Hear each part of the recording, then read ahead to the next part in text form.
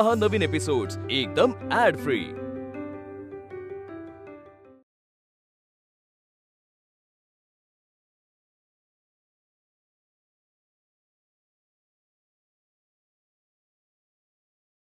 किती विचित्र आहे सगळं। म्हणजे एखाद्याचं लव्ह मॅरेज असलं तरी मुलांना मुलींकडे मागणी घालायला जायला लागतं। मग या सगळ्यामध्ये मुली पण टेन्स्ड होतात आणि मग पॅनिक मध्ये येऊन मुलाकडनं सगळी तयारी करून घेतात। बाबांनी विचारलं तर असं सांग, बाबांनी हे विचारलं तर तसं सांग। आणि या सगळ्यामध्ये बाबा नेमकं काय विचारतील याचा नेमच नसतो। म्हणजे जे काही जनरल प्रश्न आहेत की बाबा किती कमवतोस, घरात कोण कोण आहे, लग्नानंतर कुठे जाणार, ह्याच्या व्यतिरिक्त काहीतरी वेगळंच काय विचारलं तर। आणि या सगळ्यामध्ये आपल्याकडे आज उलटच होणार आहे। मुलाच्या ऐवजी मुलगीच येते आज तुला भेटायला। कमाल। मिकी, तुला मस्करी सुचतीये? सॉरी, मला इथे टेन्शन आलंय मिकी। आज तू वीणाला काय बोलेल याचं, ती वीणावर चिडली तर, तिने वीणाचा अपमान केला तर। तुला माहितीये ना यार तू कशी येते। चिल चिल चिल दादू चिल, काहीही बोलू नकोस। वीणा वहिनी येते ब्रो, ती सगळं नीट करेल, मला फुल गॅरंटी आहे खरंच। हे ऐक ना, मी थांबू का? नाही, तुझं काम कर। बरं ठीक आहे, बेस्ट ऑफ लक तुम्हाला दोघांना। थँक्यू।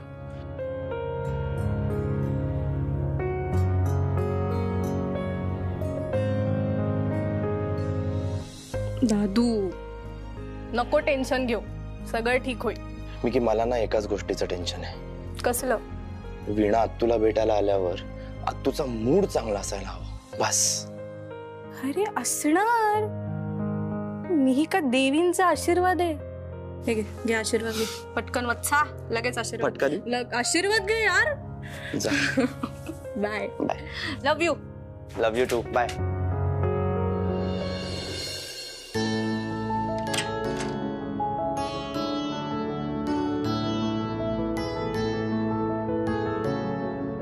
कोण हवंय तुम्हाला? काका नमस्कार। हा, मी वीणा अभ्यंकर, प्रभास सरांना भेटायचं होतं। या या या ना आत या। तुम्ही बसा, मी त्यांना बोलवून आणतो। काका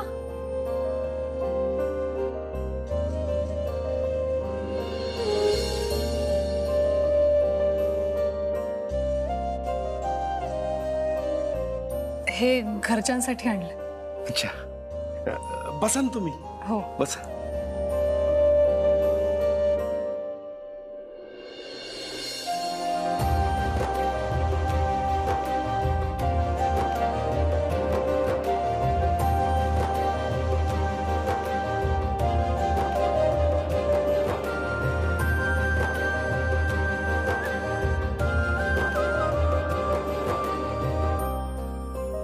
हे पाटील जसे बिझनेस मध्ये हुशार आहेत ना, तसेच ते इमोशनल पण खूप आहेत। त्यामुळे मीटिंग मध्ये एक संधी सोडायची नाही, लगेच कॅच करायची। म्हणजे मीटिंग पण आपली आणि डील पण आपली। वा आत्या, कमाल आहेस तू।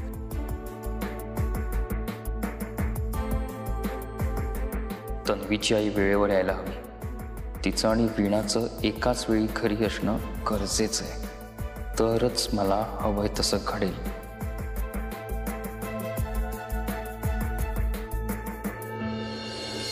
आत्तू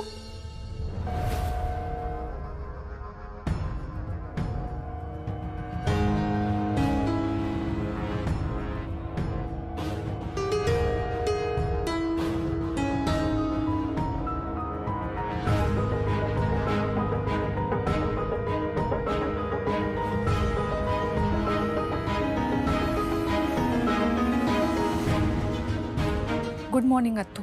मी तुझी आत्तू नाही आणि कधी होण्याचे चान्सेसही नाहीत।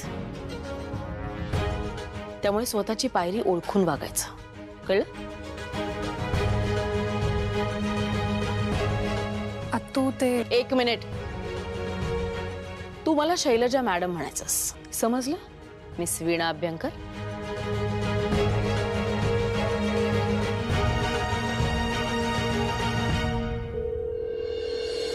वीणा, फोन उचल वीणा। अरे काका, मला जेवण वगैरे काही नकोय, बाहेर कुणीतरी वीणा मॅडम आलेत. शैलजा मॅडम, माझं प्लीज थोडं बोलणं ऐकून घ्याल का तुम्ही?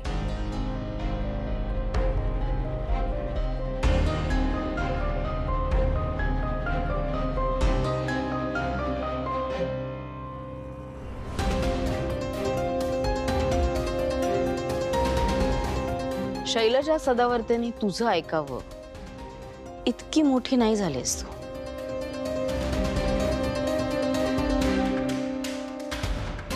हो मॅडम, आणि तुमच्या इतकं मोठं होणं खूप कठीण आहे याची जाणीव सुद्धा आहे. पण तुम्ही प्लीज तुमचं मन मोठं करून मी जे काही... हेच आवडत नाही मला. दरवेळेस उलट उत्तर द्यायचं, दरवेळेस आगाऊपणाने वागायचं. सॉरी आत्या, म्हणजे मी खरं तर हे विचारायला नको, पण दरवेळेस म्हणजे याआधी सुद्धा भेटले मी हिला. काय सांगतेस? मॅडम प्लीज, आपण ते सगळं विसरून पुन्हा नव्याने सुरुवात करूया का? भूतकाळातले अपमान, भूतकाळातल्या जखमा आणि त्याला जबाबदार असलेले लोक मी कधीच विसरत नाही.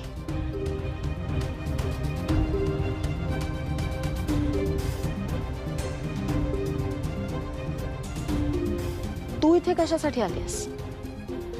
प्रभासची वकिली करायला?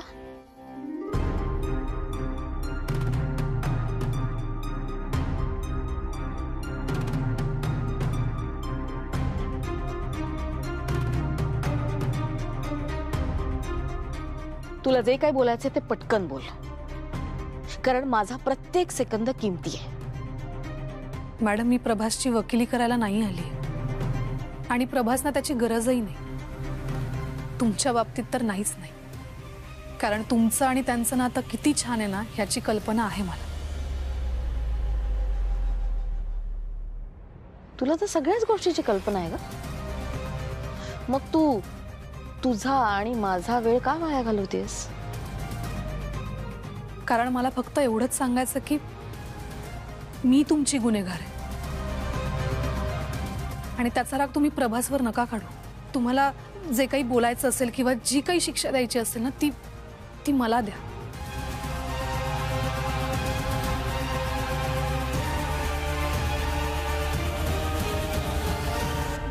तन्वीची आई अजून कशी नाही आली?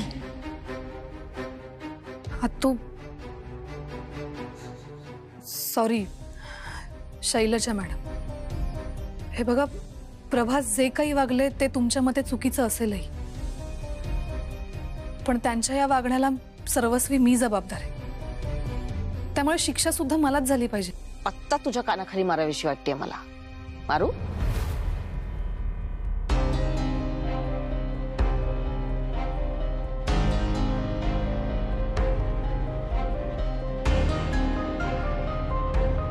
चालेल तुला?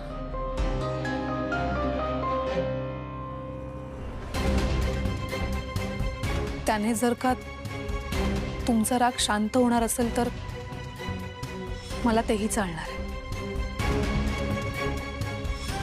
अरे यार, ही जर अशीच वागत राहिली ना तर आज आत्याचा होकार घेऊनच जाईल.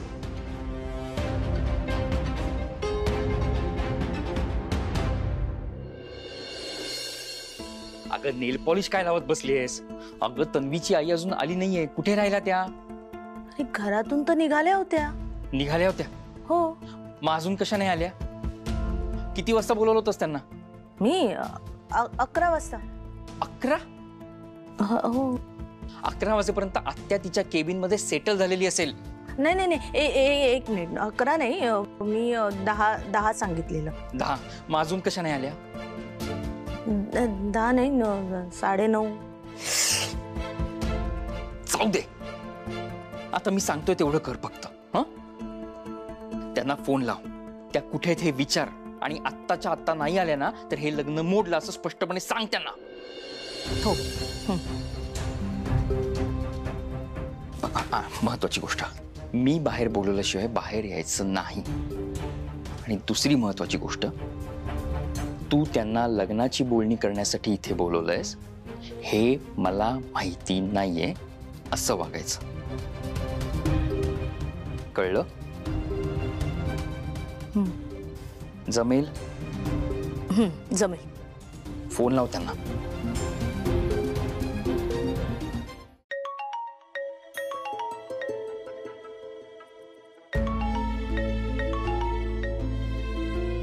हॅलो दादा. हा बोला. अरे मनोहर, तुला वीणाचा काही फोन वगैरे आला होता का? मला नाही. का, काय झालं? अरे काय झालं काय म्हणतोस? ती वीणा आज सदावर्तींच्या घरी गेली आहे ना. हो दादा, पण ह्या गोष्टीचं इतकं टेन्शन का घेताय तुम्ही? मनोहर अरे असं कसं म्हणतोस तू?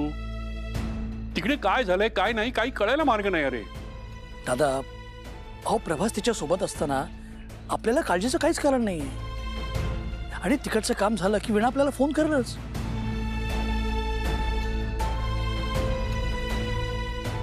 दादा, आपल्या वीणावर तुमचा विश्वास आहे ना? हो हो खूप.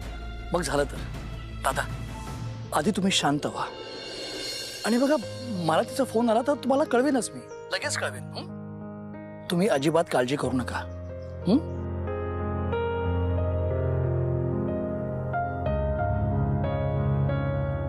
मला काळजी फक्त एकाच गोष्टीची आहे, त्या प्रभासची आत्या वीणाची वाईट नको वागायला.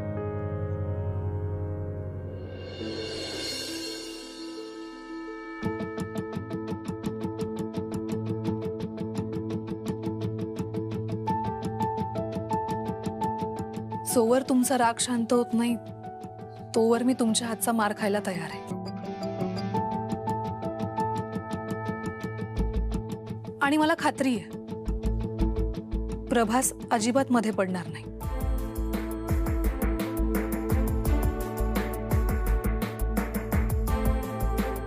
मीर, उशीर होतोय, निघूया.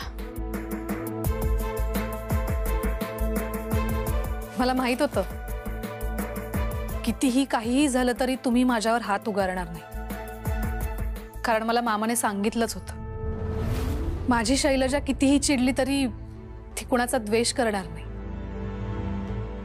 आणि कुणावर हात उगारणार नाही.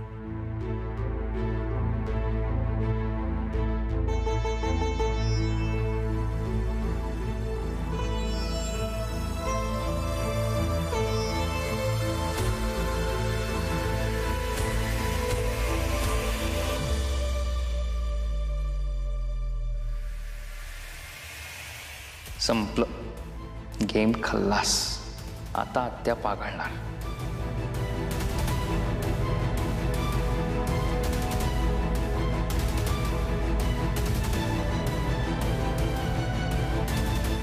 तन्वीची आई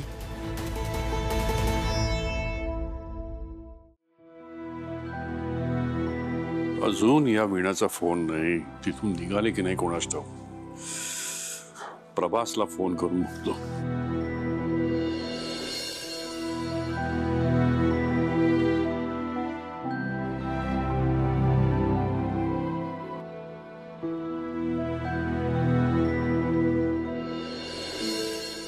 उर्मी, अगं ऐक ना. आता काय? अगं तुला हेच कपडे घालून नाशिकला जायचंय का ग त्या मिहीरला भेटायला? 2 मिनिटापूर्वी सगळं समजवलं ना तुला मम्मी. ए मम्मी, तुला नक्की हवंय का माझं आणि मिहीरचं लग्न झालेलं? हो. सदावर्तेंच्या घरी मी सून म्हणून एंट्री घ्यावी असं खरंच वाटतंय का तुला? हो. मग हे सगळं मला करावं लागेल. हे बघ, असे सगळे कपडे, ही फॅशन सगळी ट्रेंडिंग आहे, ते सगळं मला करावं लागणार. ओके, कळतंय का तुला? बाय. ऐक ना, तू सांभाळून जा हा. आणि तिथे पोहोचलीस की मला लगेच फोन कर. ओके मम्मी, निघू का आता? हो.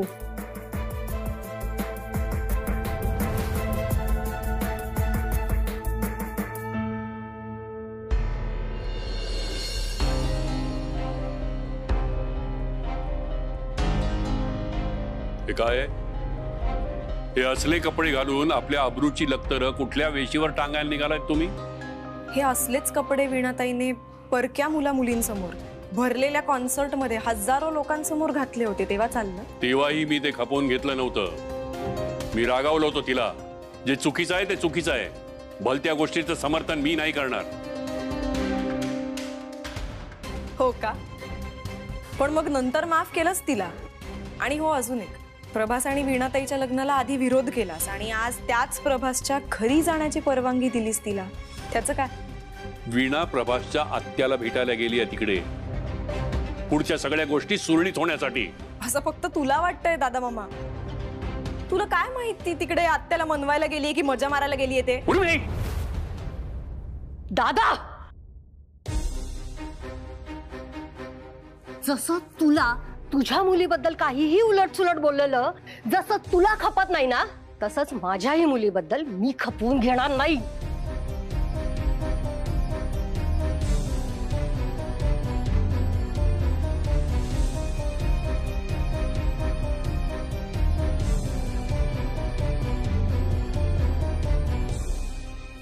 तन्वीची तुम्ही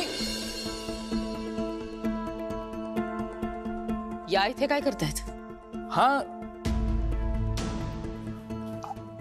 आत्या, मला यातलं खरंच काही माहित नाही.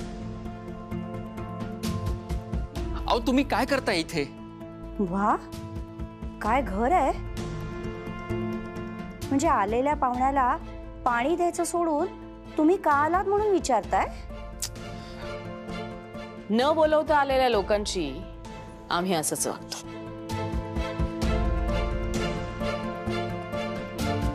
हो का? मग तुम्हीच एखाद्याला बोलवलं असेल तर कसं वागता? नाहीतरी तुमच्यात घोळ असतोच, एकाचं दुसऱ्याला माहित नसतं. काल योगिनी सदावर्तेंचा फोन आला होता मला.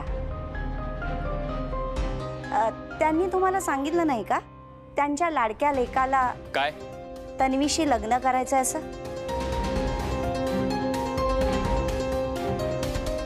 अहो काय वाटेल ते काय बोलताय तुम्ही? हो, तुझ्या आईनेच मला इथे बोलवलंय लग्नाची बोलणी करायला. आणि तन्वी आली नाही कारण तुझं काहीच धड नसतं. म्हणजे सारखे तुझे निर्णय बदलत असतात. आत्या, मला यातलं खरंच काही माहित नाही. तुझी शपथ घेऊन सांगतो, मला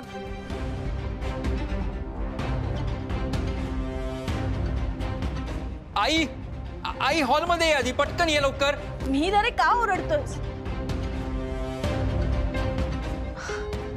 अरे वा, तुम्ही आलात या. बसा ना. बसा. या काय करताय तिथे? अरे मिहीर, मी तुला सांगायचंच विसरून गेले. मीच त्यांना बोलवलंय. तुझ्या लग्नाची बोलणी करायची आहेत ना, म्हणून. अच्छा, म्हणजे याच्या मनात नव्हतं तर? नाही हो, तसं काही नाहीये. ते काय झालं ना, गेल्या काही दिवसांपासून तो खूप बिझी होता आणि त्यामुळे या विषयावर आम्हाला बोलायलाच नाही मिळालं. पण तो लग्न तर तन्वीशीच करणार हे मात्र नक्की आहे.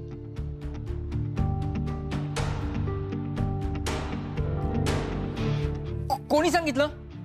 हा, कोणी सांगितलं तुला? आणि मुळात यांना इथे बोलवायला कोणी सांगितलं? हे बघ, हे स्थळ आत्याला पसंत नाहीये. आणि आत्याला जर हे स्थळ पसंत नसेल तर मला हे लग्न करण्यात अजिबात इंटरेस्ट नाही.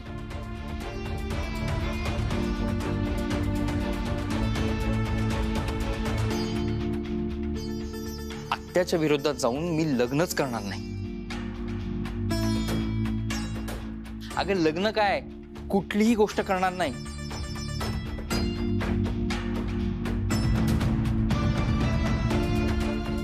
त्यामुळे तू हे लक्षात ठेव, आत्याची या लग्नाला परवानगी असणं खूप जास्त महत्वाचं आहे.